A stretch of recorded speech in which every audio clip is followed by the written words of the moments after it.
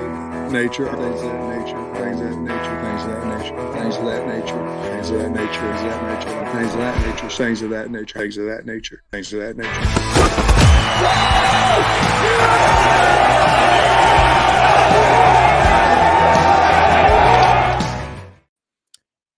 What's going on, everybody? Welcome in to the Pot of That Nature, powered by Inside Arkansas. I'm Curtis Wilkerson, joined as always by my man Andrew Ellis. Another week has come and gone of Arkansas Razorback fall camp, and we got a lot of stuff to talk about. A little bit more of a sample size, bunch of interviews, people sipping the Kool-Aid, people feeling really, really good about what's going on with the Hogs. At least that's the way it seems, and that's what you want to hear and what you expect to hear coming out of camp at this time. But I don't know, Andrew, before we get into it, I need to do a vibe check, man, and see how you're feeling about this football team right now. Well, it's funny because last week our episode was titled, is it safe to sip the Kool-Aid? And I was kind of right at the beginning of fall camp. But then, every single day of camp, when you talk to the different position coach and you get to talk to two players or whatever, it's always just like a dose of Kool-Aid, because they never go there and say, we're kind of getting busted in practice, man. Like, I don't know. It's just not going well. Although we did kind of hear from Eric Matos that Carmona is having some trouble with Landon Jackson. We did get a little bit of honesty there, but yes. Yeah, it's hard not to get excited. When you just spend every day with these, think about it. When you watch any documentary of like Last Chance U or the quarterback show on Netflix or the receiver show, when you're behind the scenes and you're talking to these people and they're talking about their journeys on the football teams, it's hard not to kind of root for them and feel like, these guys, they know what they're doing. They're making the strides. But you're right, Curtis. It's that time of year, so I'm trying to be careful. I felt like yesterday you were in danger of getting a little Kool-Aid-y. You were going back for a second cup, and I was like, hey, Curtis, let's easy on the sugar, bud. But that's what makes us great. We hold each other accountable. And I know over the years you've held me accountable on the Kool-Aid department a lot. And so I'm counting on you these next couple of weeks to keep me strong. But overall, Curtis, I think I've got a good feel. I'm balanced, measured, cool, calm, collected, composed. I'm ready to deliver accurate, real-life takes that paint the picture of this football team and not too high, too low. There we go. And we're going to get into some big picture stuff and just kind of break down where we're at with the position groups and talk about maybe some individual things. But before we do, we kind of need to break down this offensive line because this is it is Saturday afternoon. We did just finish up hearing from Arkansas offensive line coach Eric Matos and a couple of the offensive linemen as well. And really, this is kind of what we've been waiting for, man, because the offensive line was not good last year. They need to be vastly improved just to get themselves up to, like we've talked about, average to above average play, which could unlock a lot for this offense. But that's the key, man. Everything starts with this group. Just curious, right off the top, from Eric Matos, what were some of maybe the bigger takeaways that you had with what he had to say? I'm sure some of it's going to involve a number of cliches that he was throwing out there. Big cliche guy. Yeah, big cliche guy. Which reminds me of Sam Pittman a little bit. But the one thing I noticed is that he and Sam Pittman are not like the same. He's a Sam Pittman disciple, but he's not just like a carbon copy clone of Pittman, like a younger version of him. He seems like a real, like a straight shooter. Like he seems almost overly honest sometimes. Yeah. Like I can't remember who it was. I was trying to ask him about Carmona, and he's like, "What, you want me to gas him up? Like what? Like you want me to just hype him up?" Like he had already given a nice quote about him, because you see coaches in that context all the time that are just like, "Oh yeah, so-and-so is the best player ever." And he had plenty of that. He said Marion Harris is the most improved player on the roster.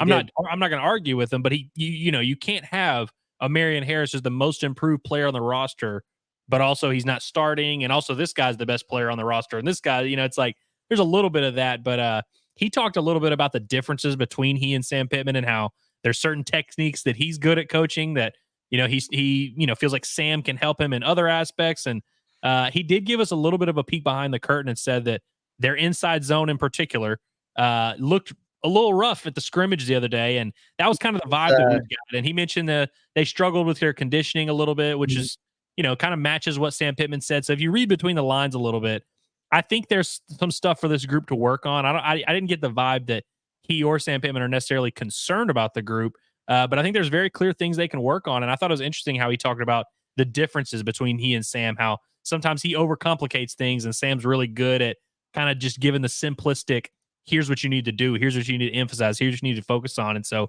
For the most part, I liked what I heard from Eric Mateos. It's tough to make, know what to make of some of this stuff because, you're just hearing all these highs and lows and, we're talking to these guys every day. But for the most part, I felt pretty good. I felt slightly, even maybe if like 1 or 2% better about the offensive line after hearing from him today than I did yesterday. What about you? Fair enough. Yeah. I know we got a few clips that we want to play from what he had to say, but before we do, I was just taking some notes of just some things that he said that stood out to me while he was talking there. He was big on the cross training thing and all these guys are, but he was saying that this is the time where you want to experiment with different combinations and moving guys to different spots. But it's almost no longer that time. They really want to spend the next 2 weeks leading up to game time to get the camaraderie, the chemistry, the cadence, all those things down with the guys that they're going to go to war with in the games.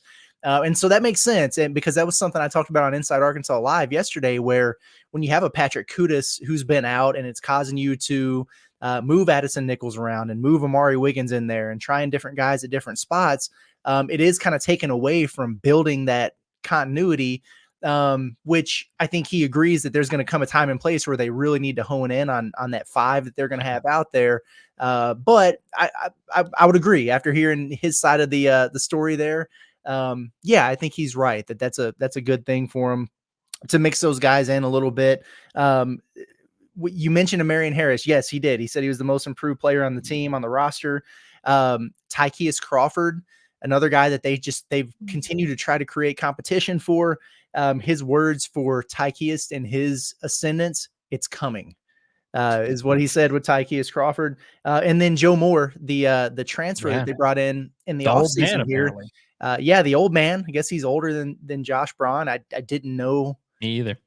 I guarantee you he doesn't act older than Josh Braun. I feel like Josh Braun, in a way, is somebody that I should listen to, like I should turn to for wisdom because he's such a wordsmith. A father figure, eh? Yeah, man, I guess so. But yeah, Joe Moore, he called him Mateos called him a very pleasant surprise.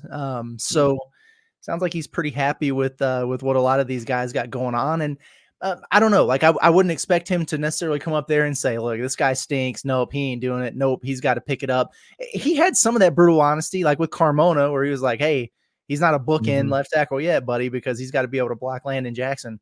But I think it's good to hear about some of these other guys who it sounds like they're pleased with what they're getting from them. And maybe there's a little bit more depth there than we thought there would be, even though he did admit 13 scholarship offensive linemen is not enough. You want to have at least 15. They usually have 16 or more. And, like those injuries start piling up, it could get a little bit dicey for him. Yeah. And I think it was interesting that he used numbers a lot where he was like, you have your starting 5 and we feel like there's 6 or maybe 8 or maybe 10 or whatever. And Josh Braun also was one that said 8 to 10 was kind of the term he used of like how many guys they feel good about. But Mateos, one thing that I thought was interesting, and you hear this kind of stuff a lot in fall camp. I just want to straight up ask you, Curtis, if you're calling BS, if you're calling cap or not. He says, he's like, hey, there's this notion that, you have your starters and that you can't rotate offensive linemen. But that's kind of the thing they have in their room of like, if they feel like you deserve to play, they will mix you in there, whether it's Tykeus Crawford, whether it's Joe Moore or Marion Harris or whoever. Do you buy that Arkansas is actually going to like rotate guys at different times during the game? Obviously, if injuries happen, sure, you kind of have to. But do you buy that like that might be a situation where Arkansas might start 5 guys and then maybe mix in 2 or 3 guys throughout the game? No, I'm not buying that. I don't either. I'm really not, because they didn't do that in the spring. And if they were healthy, I'm not entirely sure they would really be doing it much in the fall. Like if Kudus was healthy, would they really be mixing in, Amari Wiggins or Tykeus or whoever as much as they have been? I really don't think so. Outside of, the random day where they do it strategically during fastball. When they set up those scenarios. I'm not buying that. Nor should you even really want that to happen. You know what I mean? Like, no. Like obviously you don't want it like you want to have a lot of guys play. Like it sucks to not be able to give that playing time to Marion Harris, but it's like, you kind of want your 5 and just that's our 5 and let's stick with them. Right. Yeah, you need your dudes, man. Like if you have 8, do you really have 5? Like, do you really have 8? Because you want separation between your best 5 and everybody else. Like you don't want to have a huge drop off but that needs to be pretty clear. So unless there's a situation where there's an injury or somebody's getting checked out in the tent, or they're out of gas, or they're just getting their ass kicked and they need to get subbed, like I'm not buying it. I think it's 5, man. We'll see if we're right or not. Camp where it's like this is the time of year where you're kind of like, you don't want to like go ahead and tell these guys in August, hey, you ain't playing, bro. You ain't playing, because then it's kind of hard to keep these guys pushing. And camp is a grind, man, and it's mentally you got to approach it that way. But yeah, I'm hoping that as we get closer to the season, we're starting to hear some of that more stuff of like, hey, Kudus is back and he's firm, like he's the best guard we have, and Nichols is back there at center. Which, by the way, how about him just straight up disagreeing with Sam Pittman, who 2 days ago said if the season started today, like they'd feel good about Addison Nichols at guard and all this, and all of a sudden now he's like, actually no, we want Nichols at center. But I thought that was interesting. That was interesting. Yeah, like some lines crossed there communication wise, I guess. Because from the sounds of it coming from Sam, it sounded like Wiggins played the majority of the center snaps in the scrimmage, and then Matos was like, no. He played maybe a dozen, and Nichols had about 40. So I don't know. Wires get crossed, whatever. But at any rate, I got to bring this up real quick. I think we have a clip for it. Oh yeah. What did you think about the 100 daps per day thing that the offensive line? I mean, the offensive line is counting daps like Eric Musselman counts passes. It's pretty impressive. They're trying to touch each other, and he was very clear about what that meant. High fives, daps, whatever, slap you on the helmet 100 times per practice per day. Well, Eric Musselman would be proud of Eric Matos, because Muss is big on, he's not just going to show you basketball clips. He's not just going to show you basketball players to look up to. He's big on like showing what the other pro athletes are doing. And I think it was Steve Nash who Matos said that they tracked how many times he touched his teammates throughout a game, of just kind of keeping everyone connected. And football is such a group sport, like we always talk about like team sports and individual sports, and like obviously football, basketball, baseball, all these are team sports, but football is one of those you have to be connected. And so I like that, actually. And I think fall camp is such a grind. You kind of need stuff to keep you going, keep that carrot in front of your face. So I kind of like that they're tracking the daps and stuff like that. But yeah, you mentioned that we had the clip. I do want to just go ahead and play it real quick. So for context here, they had asked Matos about this, and he had been talking about the dap a good bit. And then they bring in Carmona and Braun, and they had just asked them about the dapping, and they gave a long answer about it. And then Carmona thought they were asking. I'll just play the clip, but like he thought they were asking for a follow up, and that is not what was going on. Coach Matos was in here talking about the depth and how he's happy with a lot of what he's seen. What have you guys seen from the depth, and what do you guys like about what's going on there? Yeah, I'll take it. I think it's just bringing energy to us. Those first few practices are grinding. You're just kind of gassed. You're not in that game shape yet. And just the daps kind of just give you energy. They realize like, hey, brother, give me a dap. And it's something that it seems simple and it seems silly, like, and you guys are laughing about it. But, when you're in period 12, like it goes such a long way, because I get that dap from Braun or Addison or whoever it may be. And it's just like, all right, I got my boys with me. This not the worst thing that's going on. This is going to be a good day. Yeah. Did you say depth or depth? I said depth. Okay. Oh, depth. Oh, I thought you were talking about depth. I'm sorry about that. I would say we've got dogs on the offensive line. I mean, Amari stepped up in a big way at the start of camp with an unfortunate circumstance that we weren't expecting, but he's filled his role and he's excelled. I mean, just to know that we've got guys back there like Tykees, Demarion, that if anything were to happen, they would step up and be able to perform. It allows us to play with no reserve because we know that we're backed up, and no matter what, we're going to put a good product on the field because we have 8 to 10 guys who can play. Dang. I mean, how about Josh Braun just letting his boys sink to the bottom there before? You could tell on his face that he knew what was going on. He was like, I don't think that's what he was asking about there. But when they had just answered a question before that about daps, and so Carmona was just like, that's what I want to talk about today. But you got a little bit of everything from that clip. You got some insight on the daps, but also like Braun was like, hey, also we have depth as well. And that was good stuff. And I like that clip too, because you could probably bring 2 other guys from different positions in and not get that type of interaction on it.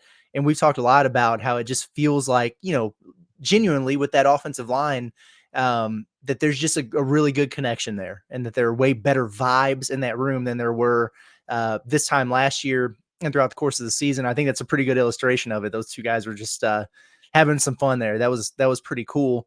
What were some other good one-liners that we had in there? The mafia thing was funny. That was interesting. Yeah, the mafia, but he said a few other things. You're right, because Matos said a lot. I mean, the dude's a straight shooter. Which one? I mean, you talked about it in our group message. Just blew off Bob Holt to start the press conference. Yeah, which was a bold move. But Bob was I didn't even hear the joke, but Bob was trying to tell him some joke, and he just gave him no reaction. Yeah, well, because he walked in there wearing that hoodie, and Bob was saying something about, just joking with him, like, oh, it's hot outside, trying to, sweat it out or something. And yeah, Matos just kind of looked at him like he was crazy, and he was like, yeah, I got to cut weight for wrestling, man. And then Bob was like, oh, maybe that wasn't a funny joke, haha. And then he just didn't even react. Yeah, it was an awkward moment. It was an awkward moment. I will say now, Matos is interesting. Like, he's, last year, we'll just go ahead and say it. The entire O-line hated Cody Kennedy. Like, we'll just go ahead and say it. Like, nobody liked that guy. That was the vibe you got at practice. That was the vibe you got if you talk to people behind closed doors. Like, there wasn't that like love. And so, I don't get that vibe that people don't like Matos. So I expected him to be this like bubbly, like super. And we talked to him when he got hired back in the spring. And I guess he was maybe he was in a better mood that day, but he was like a little more like sarcastic and like, almost dry. Abrasive, almost. Yeah. Like dry humor. And he honestly seemed like my kind of guy. Like, he kind of reminded me, like, and I know he likes UFC, so I know he probably would be my kind of guy, but I thought it was interesting that, like, I mentioned how different he is from Sam Pittman.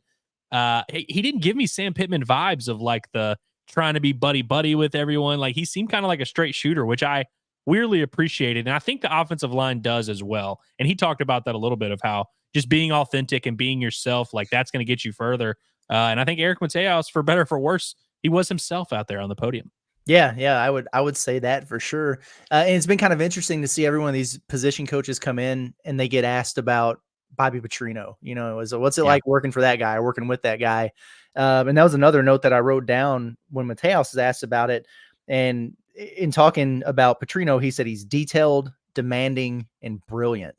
And that he really coaches up Matos on the offense and the finer details and everything like that. That way he can go to his position group and be able to impart that wisdom on him. I thought that was interesting. And then I believe we have a clip here of the 2 linemen there reacting to that as well. Here's an understatement. Coach Petrino is very detail oriented and demanding. What has it been like working with him, and just all the stuff that he really wants to get out of you guys, and again, demanding. Yeah, I would say it's a breath of fresh air, because I always like to think of it as a coach, his career can be 30, 40 years. But as a college football player, we get 4, maybe 5, in some cases 6 with a COVID year. And so when you're talking about every year, your 25% of your career is over every year. And so for him to take every practice, every walkthrough as serious as he does, it makes me feel like he actually cares about me succeeding as in my college career.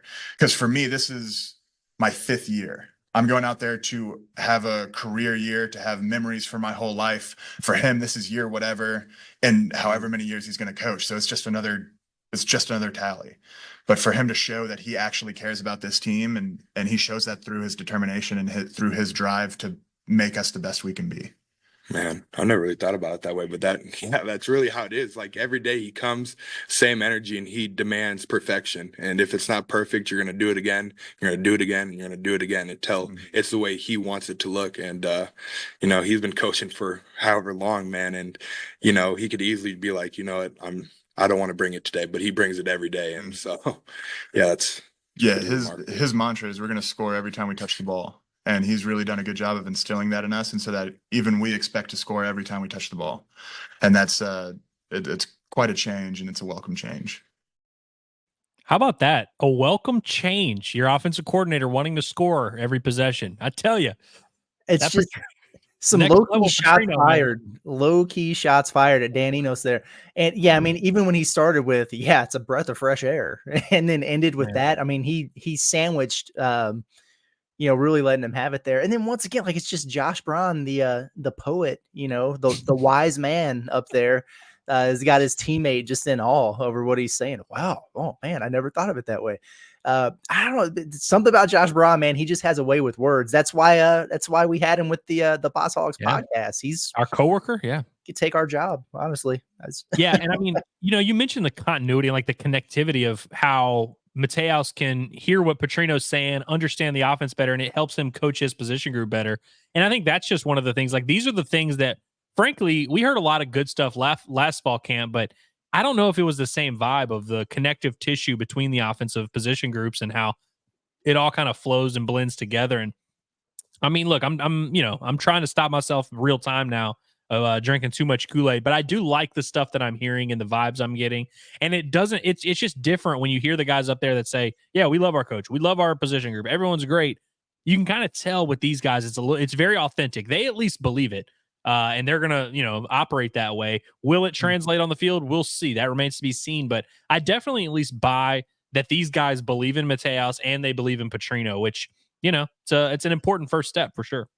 I mean, this is just a perfect segue into kind of our next topic here. And credit to you for the idea. I think this will be a fun little game. But we're going to go position group by position group here and just give the vibes. We did it last week when we did the show about kind of how we felt about everything. And now we've got a much larger sample size here. So we're going to go through it with less than 3 weeks until the season opener. Are we concerned? Are we confident? Or do we need to see more? And we might as well start with the offensive line after everything we heard. It might not be fair because of the recency bias here. But where are you at with the offensive line, Andrew? Are you confident in what you're seeing, what you're hearing? Are you concerned, or jury's still out? I'm certainly not concerned. I'm not concerned, but I don't think I'm quite ready to say confident yet. I think I still need to see just a little bit more. And really a lot of that is because of how bad this group was last year. And now look, Josh Braun's the only starter returning from last year's group. I guess Kudus, technically he was in there a little bit. But yeah, it's not like the you're bringing back the same five and you're like, just going to hope this group is better. And, Braun was the highest graded one on last year's team, but I just feel like I haven't heard the vibes of like, oh yeah, they were running the ball really well in the scrimmage, or I haven't gotten the vibe that like they're definitively imposing their will on the defense yet. Which frankly, with this particular defense, with some of the questions we have in the front seven, you feel like this offensive line should be kind of winning these scrimmages, winning these exchanges in practice. And not to say that they aren't, but I feel like I just need to see a little bit more. There's a little bit just too much unproven with the group. And so I'm not quite ready to say confident, but I'm not concerned about the group. I'll say that. If I had to guess, they're probably going to end up being about average, right? I think so too. Yeah. And I hope that we don't agree on every single one of these, but we definitely agree here because the jury's still out with me. I'm with you though. I definitely feel better about this group than I did last year's group. They're going to be improved. The question is how much. And yeah, the jury's still out. I need to know how healthy Patrick Kudus is going to be. I've talked about that. I think he's a really important cog to this thing. I don't like big 300+ pound offensive linemen who have back injuries. That makes me nervous for the long-term viability there over the course of a season. And then, like, how long is it going to take him to get back into game shape? It's something to keep an eye on there. Sounds like they're pretty confident in their depth, but you just never really know until the bullets are flying. So depth is another thing. Like I don't know if I'm buying the depth thing quite yet. I agree. Yeah. Because we've heard that now with a number of these guys for a number of years, and it just hasn't really been the case. It doesn't mean they haven't improved or gotten better. But yeah, for the offensive line, it might be after week 2 or moving into week 3 before I can really say, all right, I got a good read on exactly what's going on here. Let's just move right behind them. Quarterback, confident, concerned, need to see more. So this is going to be where we disagree, I think, because if I know you, like I think I know you, and since I talk to you about this football team every single day, I think I do know you. I think you're going to need to see a little bit more out of Taylon Green, right? Which, by the way, you always need to see a little bit more, but I am confident in Taylon Green and what, I think he's going to be able to do this year, specifically in this offense. And for me, really, it's not even as much about Taylon Green as it is. I believe in the pieces around him. I believe in Bobby Petrino, and I really believe in that connection. It's not just I'm expecting Bobby Petrino to make him great. I really think that he and Bobby are aligned mentally, and I think Bobby obviously knows his physical skill set and knows what he can do with it. And I think, in terms of winning the offseason, nobody's won the offseason more than Taylor Green. I mean, every single player on the team just sings his praises every chance as they get. And it's real genuine admiration. And, they really respect the guy. And I feel like the intangibles are there and the skill set, is legitimate. I mean, the guy's a legitimate 6'6" athlete at quarterback, which is a big deal. And he's got a big arm. Accuracy is probably the big concern. I mean, he's a 59% passer at Boise State. I think he'll be more accurate than that. I don't necessarily think he's going to be a dead-eye sharpshooter from the pocket, but I do think he's going to do enough to be the perfect guy to run this Razorback offense. So I'm going confident. What say you, Curtis? Here's what I'll tell you, because I agree with everything you said. If my evaluation on it started from the day he announced his transfer to Arkansas, I'd be supremely confident, because you're right. Nobody's won the offseason more than Taylor Green. He's been incredibly impressive since he arrived on the field, leadership, off the field, every intangible. He really does have it. He does. But I can't ignore the past. And you're right. That completion percentage is concerning. He lost his job on more than one occasion at Boise State. And this is a huge leap coming up to the SEC at Arkansas. I think he's in a better position to succeed, like you said, because of a lot of the pieces around him, because of the Bobby Petrino factor. But I just need to see it in action against somebody else before I can really get on board. I like Taylor Green a lot. Like I said, since he got to Arkansas, oh yeah, man, confident, everything I've seen. But I got to go back and look at the track record, look at the past there. So the jury's still out at quarterback for me. Running backs. I'll go first. I was you go first. I feel like I'm going first on all these, and I was like, I feel like it's putting you in a tough spot. So go first. Yeah, I'll go first. Running backs. I am confident in this group, mainly because I don't know if John Neighbors is running off of me, but I really do have a lot of confidence in Jaquindon Jackson. It's just something about him, man. Big, strong, physical experience, comes from a really good program. You know what you're getting in Rashad DeBinion, which I think is solid. I like the idea of Braylon Russell as a freshman getting in there a lot. And then after, hearing from those running backs yesterday, I knew who Rodney Hill was, but I mean, my goodness, like you said, Florida State was really good last year. And this is a dude that had several hundred yards rushing. He was catching some passes out of the back. He was in the mix for that team, and he's your third, fourth, maybe running back option on this team. So a lot of it depends on the progress that the offensive line has made. But just if you just look at that room in general, I feel good about it, man. I really do. I'm confident in what they got going on in the backfield. Yeah, and I think we always depth is the most popular term thrown out this time of year because that's all we're talking about. You're always trying to build depth in the offseason, and running back is a spot where I think Arkansas has it. I mean, like Jaquindon Jackson, for example, just missed the scrimmage the other day, and you started hearing about Rodney Hill and Braylon Russell making plays. I think Arkansas is really in a position where I think Jaquindon Jackson's a legitimate RB1 in the SEC. Yes. I think if he stays healthy, he's going to have a chance to be among the top 5 or 6 leading rushers in the SEC, realistically. But I also feel like if he went down, it wouldn't be like Arkansas's in panic mode. I mean, our Rashad DeBinion's a legitimate feature back you can have in your offense. And I really like the potential of both Hill and Russell. I think it's a legitimate stable that they have. Mm-hmm. And that's what gives me that confidence in that group to where if any one of those guys go down, we're not going to lose too much sleep in. I also just want to go ahead and throw it. I forgot to give Malachi Singleton his props in the quarterback situation. Yeah. But that's another reason why I feel confident because I'm a big Malachi Singleton believer. Even though he's a redshirt freshman, I really like the trajectory that he's on. And so depth is king, man. And there's not many positions really just with any SEC football team that you can point to and be like, I know for a fact this team has depth there. I think Arkansas's got depth at the running back position for sure. I think they have depth at the tight end position too, which is why I'm confident in that one. I mean, for me, it's hard not to be. I mean, Luke he might be your best player. He's really, really good. But in fairness there, since we're talking about depth, you look at it and it's like, well, he missed a large portion of the season last year with an injury. He's back now. He's in camp. He's got a concussion, which he'll come back. But you hope you're not seeing a pattern there with some injury stuff.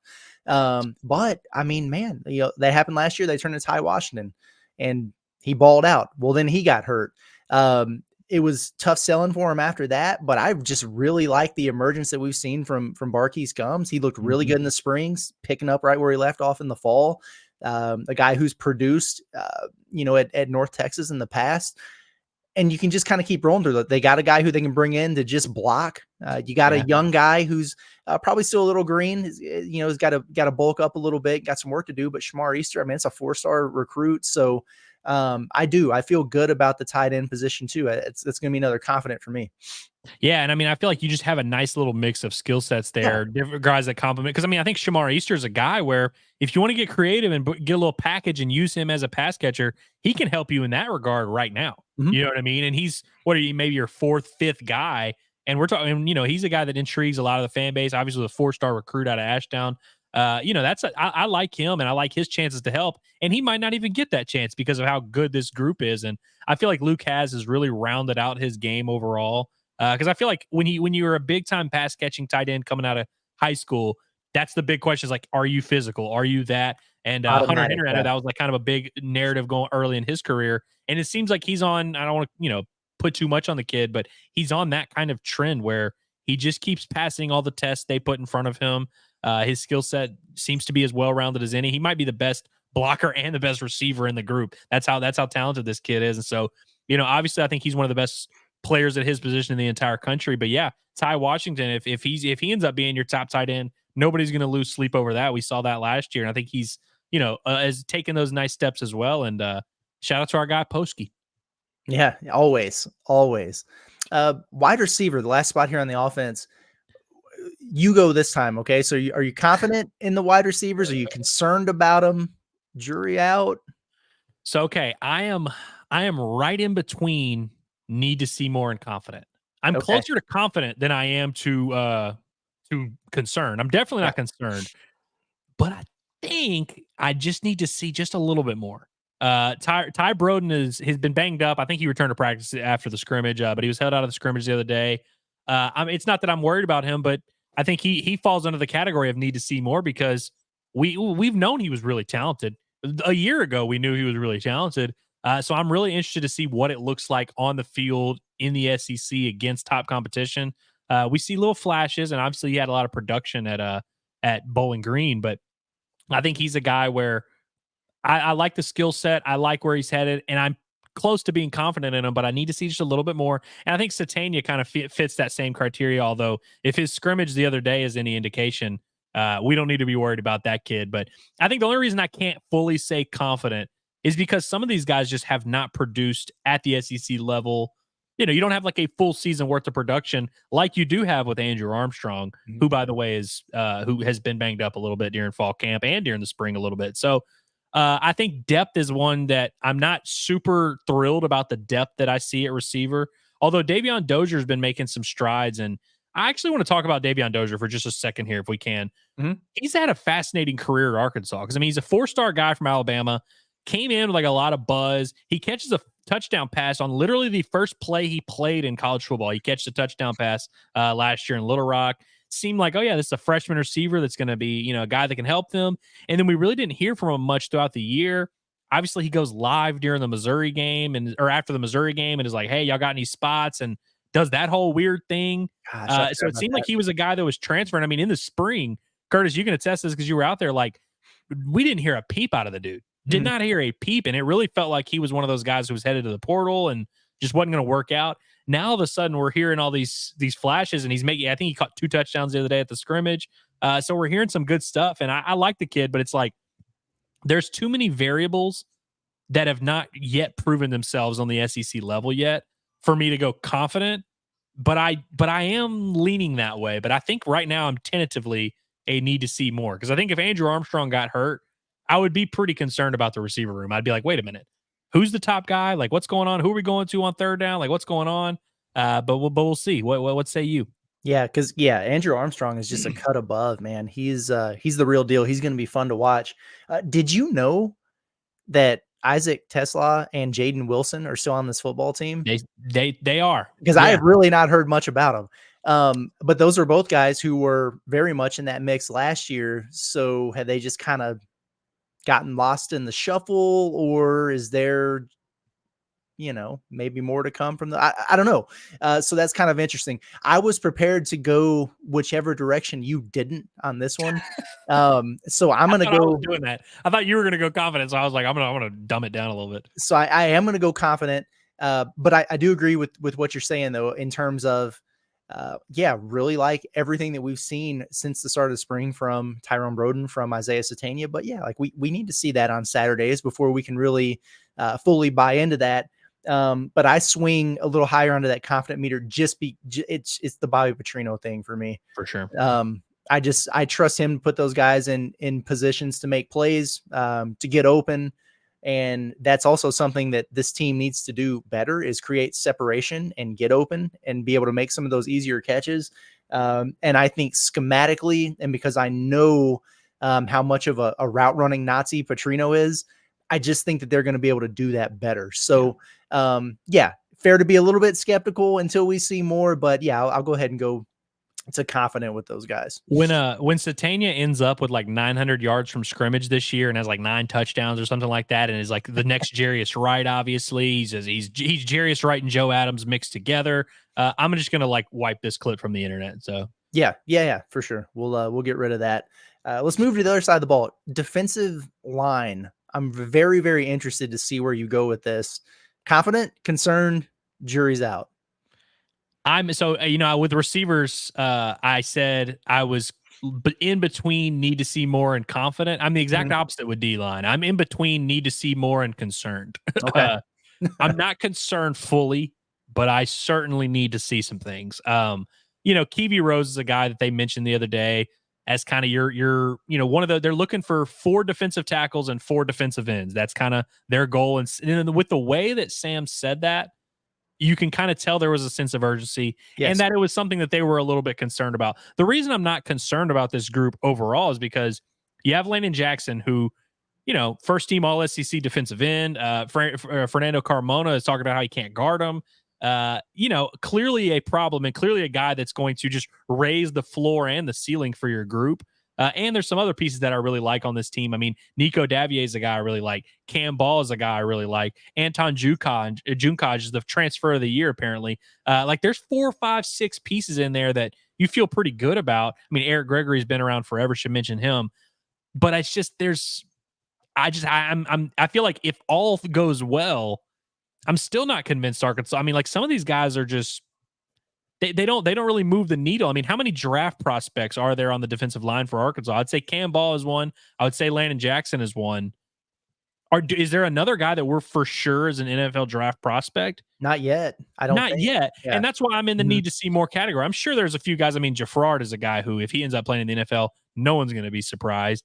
Quincy Rhodes and some of these other young guys, I mean, you could see the case for, but they're in that category if you need to see a little bit more. And so I'm not fully concerned, but I think that depth is a little bit of an issue there. And I think also the high end ceiling for the group. I mean, when you're just talking about in the context of the SEC, these other teams just have dudes coming off the edge, multiple guys that you can kind of see getting 7, 8 sacks. And I just don't really see that necessarily with Arkansas's D line, but I would love to be proven wrong here.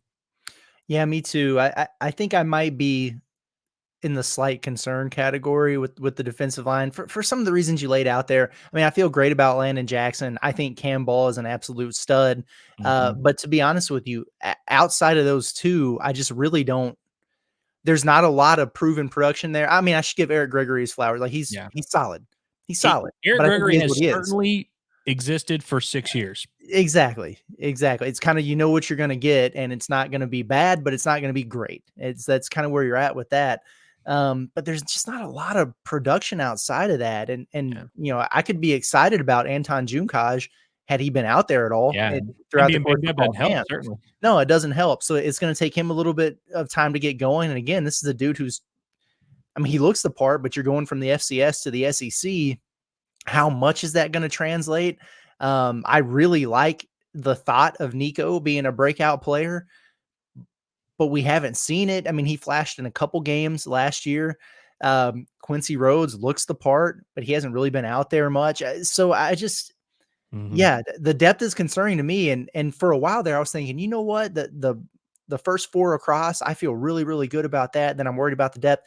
I'm not even entirely sold that I feel great about the starting 4. It'd be one thing if you had like 3 guys coming back who had 5 sacks each or something like that, but it's like you really don't even have that. Yeah, so I think I'm actually going to go in the concern category there. My mind could change on that quickly based on what we see the first couple weeks, but right now I just feel a little bit iffy, a little bit uncomfortable. And to stick with the theme, going back to linebacker, I am concerned about that group. I am. I want to buy all the Brad Spence and Xavier Sori stock in the world. Because they're going to have plenty of opportunities, and they're athletic. I think they're different types of linebackers than we've seen with some Arkansas teams in the past. Maybe not last year, but the couple years prior than that. I like the speed that those guys have, but neither one of them have really done it, at a consistent level, high level. You'd like to think a guy from Georgia could translate. You'd like to think that Spence could take the next step after a couple flashes last year, but it's not a given. It's really not. And then after that, who the hell knows? So yeah, I that would probably be the one group that I'm most concerned about would be linebacker. I think I'm right there with you. And frankly, I mean, we talk about all these, like, fall camp, you hear all this great stuff and you kind of have to decide if it's great. We haven't even heard great stuff yet. You know what I mean? Like, we haven't heard that, like, oh yeah, Spence, All-American, Sori, I mean, he looks like a Georgia guy. Like, we haven't even heard that. And so it's like that alone is kind of concerning to me. We were kind of waiting all spring on Sori to kind of show some of those flashes and get some of that buzz. It didn't really happen. It does seem like he's taking some steps forward. He's a little bit more comfortable in the defense, but I'm with you where I'm like, that's your top guy that you kind of need to be the leader of your defense, that you need to have the earpiece in communicating and all that. And Sam Pittman kind of reluctantly was like, I guess we'll give it to Sori. The other day when they asked him about it after the press conference. But yeah, I mean, like, if you're your top linebacker, you kind of would like to be a little bit more proven and a guy to be really solidifying himself this offseason, which I just don't feel like has happened yet. And it's not a huge deal. I mean, obviously, you got to go prove it in the season. So if he goes out there and has 14 tackles, 3 for loss against Oklahoma State, then all right. All our offseason concerns out the window, but you kind of just want to see some of that stuff. I do like Brad Spence a lot. And, keep in mind, I see y'all on the ticker here. It says you only get 3 wishes. We got a fun little game that we're going to play. And Brad Spence is one I want to keep in mind for that. But yeah, I'm with you where I'm like, the depth, you talk about depth and being a concern, really a concern at linebacker. Cause I mean, what happens if Xavier Sori does go down? Then who are you giving that mouthpiece to, or that earpiece to? Like, then what are you going to do? And so I wonder, the transfers that they brought in. I mean, obviously you got the Dix kid from Marshall, you got Worth from Jacksonville State, and you got Switzer, who they've been kind of maybe playing as a little bit of a hybrid linebacker. I think that's maybe their get out of jail free card, is maybe just use all those transfers at linebacker and see what you can make happen. But yeah, I'm not super optimistic about the group, and frankly, I hope I'm not stepping on any, offending some folks here, but I'm not thrilled about the young talent that Arkansas has in the room. Like, I don't really, I mean, no disrespect, but like Alex Sanford and Carson Dean, like, have we heard anything this offseason that would make us seem like, oh yeah, these guys are about to jump into being like legitimate, consistent contributors? We're not even 100% sure that Brad Spence is going to be that way, but I do really like him and think he's going to be a good player. But it's like, I look past those top 3-4 guys and it gets real bleak real quick. So yes, I'm with you. Linebacker, I would say I'm confidently concerned. Yeah, exactly. Let's do the secondary as a catch-all here, and then get to special teams. That way we can move on to our last topic. Secondary,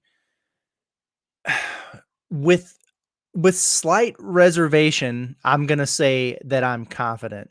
I was gonna say confident too. I can't believe you said that. Okay, no, I'm a huge Jalen Braxton guy. I think he's gonna be great. I think he's gonna be locked down. The other corner is where I'm just not sure about. Heard some really good things about the progression of Jaheim Singletary, of Keon Stewart. is that going to be a thing or not? Like Yeah. we'll have to see, because both those guys had their struggles at times last year. So that would be, I think, the one spot back there that I'd be really worried about. Like, hey, Hudson Clark, Jaden Johnson, what you see is what you get. They're fine. They're fine. I like Slaughter. I think he's going to be a nice piece. I like some of the other additions that they made with Marquise Robinson, Miguel Mitchell. I mean, I think they've got more depth there than they have anywhere else on the defense. So if they get that other corner spot shored up, then I think I'm pretty solidly confident right now. I'm going to call it confident with reservations. Yeah, okay. I'm kind of with you there. I mean, I'm definitely between need to see more and confident. Like those are the two things, but I think I'm going to go confident, and it's because of just the sheer volume and the depth, like we've said. I mean, there's just a lot of options there. We're like, yeah, say Keon Stewart sucks. Is Jaheim Singletary also going to suck? Is Selman Bridges going to suck as well? Like, you would need like 5 or 6 guys in your 2 deep to just really fall below expectations, which like obviously can happen with some of these guys. Not all these guys are going to live up to their potential, but I really like Jalen Braxton at corner. I really like the transfer additions they brought in. There's not like guys where you're like, oh, lock it in, that guy's a stud. But I mean, Anthony Switzer's a guy who on paper should be helping Arkansas a good bit. Danico Slaughter is a guy who on paper should be helping Arkansas a good bit. I like the experience that you have with some guys like Jaden Johnson and Hudson Clark, the most controversial player of all time. Miguel Mitchell's another guy with some experience there. And I really like both of the Metcalf boys. Yeah. TJ Metcalf is running with the 2s at safety. And Tevis Metcalf seems to be like kind of a guy they might move all over the field, might play some nickel or the hog position, could also play some corner. And so it's like they have a good mix of young talent that is intriguing, some returning veterans that have played a lot of ball for you that you can count on to some extent, and like 5 or 6 transfers and guys returning like Stewart and Singletary who should be taking those steps forward to just add to your room. And also, we talk about the position coaches. Really like Marcus Woodson. Really like Darren Wilson. I feel good about this group overall, man. Like, I'm not saying Arkansas is going to be like, hey, they're going to be DBU like top 3, but I feel confident that this is a legitimate SEC secondary. Yeah. Yep. I'm with you on that. Let's do special teams as a whole here. Where do you fall with this unit? Need to see just a little bit more. Okay. Not a lot more, just a little bit more. I mean, Devin Bale, I'm not pulling up his footage from Northern Colorado, so I have not seen him punt the ball in a real game yet. We have seen him in the offseason, and Pittman, I really like that Pittman was like, that Devin Bale, man, he can punt the ball. Like, the way he said it was so funny. It was so random, too, because he was talking about something completely different. They asked him about what receivers. I remember it. They asked him, they were like, with Armstrong and Broden out, what are the receivers that have stepped up? And he started listing receivers, and then he just goes, that Devin Bale, though, man, I'm telling you. Hey. And I am buying that. Like, I mean, what we've seen this offseason from Devin Bale, the stuff the coaches have been saying about him, Fountain and Pittman, like, it's real. I mean, Max Fletcher didn't just randomly decide to leave. He lost his job. So I'm good with that. I really liked hearing that Matthew Shipley had a nice scrimmage and that the kickers went 8 of 9. Yeah. But I'm not fully there where I can say confident in special teams just yet, but I'm close. Yeah, I think that's probably true for me too. I feel really good about the return game. I mean, Satania is he's nasty back there, man. I'm kind of intrigued by the idea of Jordan Anthony. Like, you got multiple world-class sprinters who can be a factor back there. Jalen Braxton is an interesting name that's been mentioned a couple times. Monte Harrison, I just want to see it. I just want to see it happen once. I just want to see a lot of things with Monte Harrison, man. Yeah, man. Who, by the way, had a touchdown reception in the scrimmage. That was cool. Good for him. He and everyone else, apparently. Yeah, goodness. I guess that's true. But yeah, I feel, and they could just be lying. I don't know. The scrimmage was closed, but if they did go 8 of 9, Pittman just straight up was like BS, and he's like, "Nah, they were crushing you." 8 of 9 on field goals, and then Shipley hitting the 51-yarder with a little bit of pressure on him at the end. I think that's a pretty good sign there. So, I think need to see a little bit more. You didn't have a breakdown of the coverage units? No, I didn't have that. Didn't even really think about that, actually. How's the hands? How's the hands? What are we gonna do here? Yeah, You remember who's when on that Tyrone hands Roden team? was like the best punt team gunner on like Oh. last year? He made like 4 or 5 tackles on special teams. It was crazy. They're Incredible. gonna have to find a way to replace him.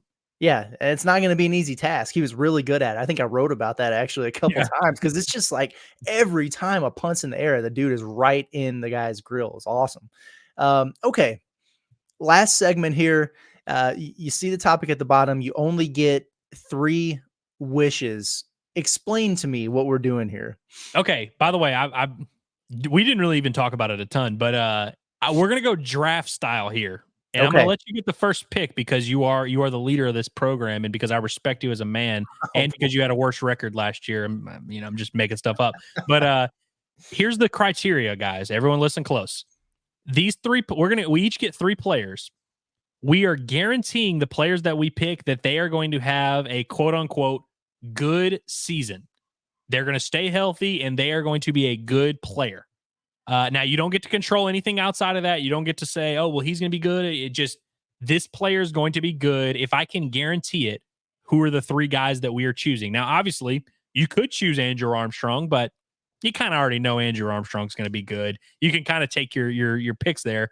But you get to guarantee these 3 guys that you get to pick, and we're going to go in, alternating order here. So, Curtis, who is your first pick of the guy that if you could guarantee he's going to have a good season, who would you pick? Okay. And just for clarification's sake, am I picking the guy that I truly believe is going to be, or that I think needs to be, or I want him to be? Correct. That you want to be. You need that. Not that you need it, but like that you think it would be, it would make you feel better about this team. If you can guarantee this guy's going to be good. Okay. Taylor Green. Nah, that's a cheap answer.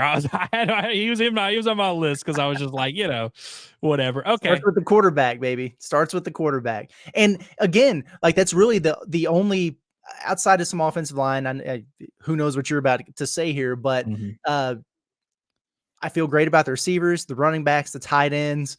If I could guarantee that Taylor Green was going to be good, really solid, I feel so much better about this entire season as a whole. So there I go, Taylor. I'm glad we got that one out of the way. Okay. And I'm going to go to, maybe the quarterback on the defensive side of the ball here. I'm going to go Xavier Sori, where, again, like maybe I could pick someone else and just kind of assume he's going to be good. I'm not ready to assume. So if I could just guarantee that Xavier Sori is going to be just 90 tackles, decent amount for loss, give me like a 79 PFF grade, like just a solid, really dependable, healthy linebacker.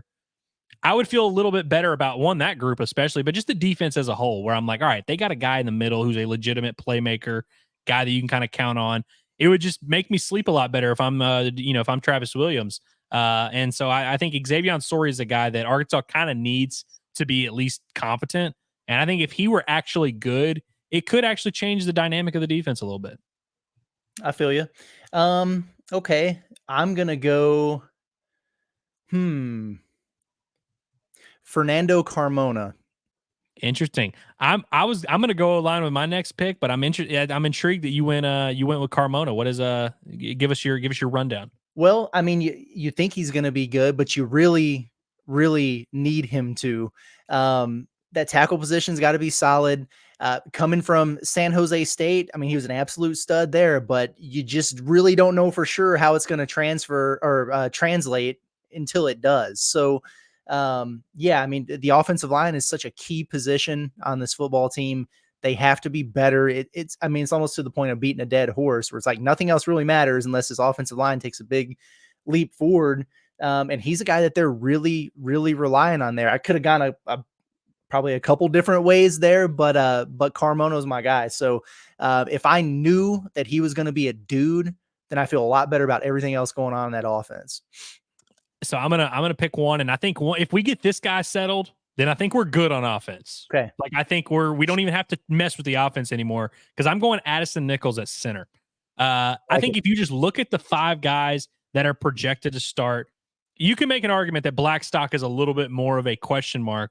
But, I feel like right tackle is a position where you can kind of move around and stuff. But I feel like center is like, if you don't have your center kind of worked out, and I think Amari Wiggins, we've been hearing some good things about him. But I think if I knew Addison Nichols were good, I would feel really pretty solid about that offensive line overall. And I think it would kind of clear up any issues that we've been having here of like, oh, is he going to play guard? Is he going to do whatever? Are we going to maybe have Wiggins at center, him at guard? Are we going to do whatever? Just give me Addison Nichols as a legitimate, solid SEC center. And I think if you do that, add in the Carmona. I mean, Arkansas's an above average offensive line at this point. If you take into account that Josh Braun's pretty good, Patrick Kudus is pretty good, and Keyshawn Blackstock got some nice love from Jaquin Jackson yesterday and from Eric Mateos today. So I think if Addison Nichols is good, then this offensive line is going to be pretty good. And if the offensive line's pretty good, then this offense is going to be pretty scary. There we go. Okay, so we've got quarterback, linebacker, 2 offensive linemen. I know one way I want to go, but I can't bring myself to doing it. So I'm going to go to another area of concern for me. I'm going to go on the defensive line. Yeah. Oh man, can take my pick. I really want to see who's going to emerge opposite of Landon Jackson. So I'm going to pick Nico. If I could have gone with Junkosh too, but I'll go with Nico. If one of those guys can really emerge as a threat off of the edge to complement Landon Jackson, I think it changes things quite a bit for that group. Yeah. Hard to disagree with that one, man. And Nico's also just like a fun, I mean, the in-state kid, fun guy to root for. And you're right. I mean, because when you think about this D-line, like everyone talks about Landon Jackson, but it's like you do kind of need someone else who can, say you're going to double Landon Jackson, who's going to be that guy that beats their one-on-one matchup. You know what I mean? Mm-hmm. You kind of need someone to step up in that role. And so, if Nico all of a sudden is a 6, 7, 8 sack type of guy, this Arkansas defensive line feels a little bit different. No doubt. And even with Nico being good, Curtis, I'm going to copycat you once again, and I'm going to go right back to the defensive line. And the guy I'm going with is a guy who might not even technically be in the 3 deep as of this moment. I'm going to Ian Jaffrard, Curtis. Love that. Love it. And here's why I'm going there. One, Pittman says we really need to find that 4th defensive tackle. Ian Jaffrard would be that if he is that. I mean, if he turns into a good player, and he's a young guy. I mean, I don't know if did he burn his red shirt last year? I don't think so. I don't think he did either. According to the roster, he did not. I mean, the dude's 388 pounds. So it's just fun to see large guys like that on the field. I think he would turn into a little bit of a fan favorite if he were good too. One, we've been told for 2 years now that he can do a backflip. Still not sure if I believe it, especially that he's still listed at 388. But he's a big athletic guy.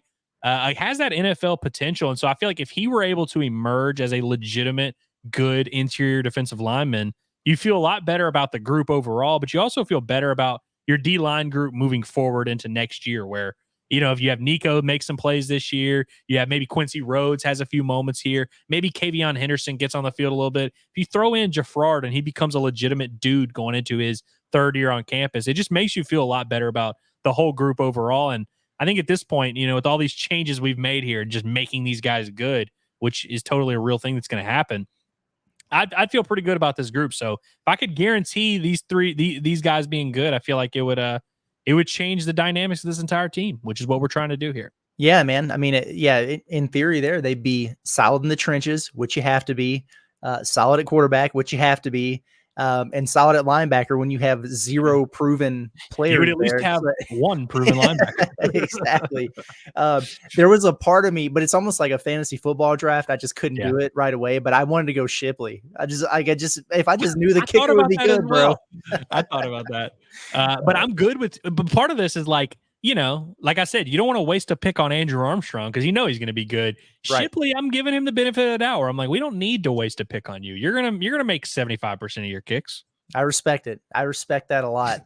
Man, okay. I think we did it. I just want the records to show. I texted Curtis this morning and I said we should be able to get about 40 minutes out of this. Yeah. And we are coming up on 1 hour and feeling great. Well, here's the thing. That's good because it's Saturday afternoon and practice is already over and they're off on Sunday. So really until practice and press conference time on Monday, there's nothing going on. So there's a lot of time baked in there for people to have an hour to listen to us talk about this football team, and hopefully they do. And make sure that you listen, watch, read everything that we got going on. InsideArkansas.com for all the written content. Make sure you're subscribed to our Inside Arkansas YouTube channel. for all of our football stuff that we got going on right now. And then if you're not tapped in with the Locked On Razorback stuff, you need to be.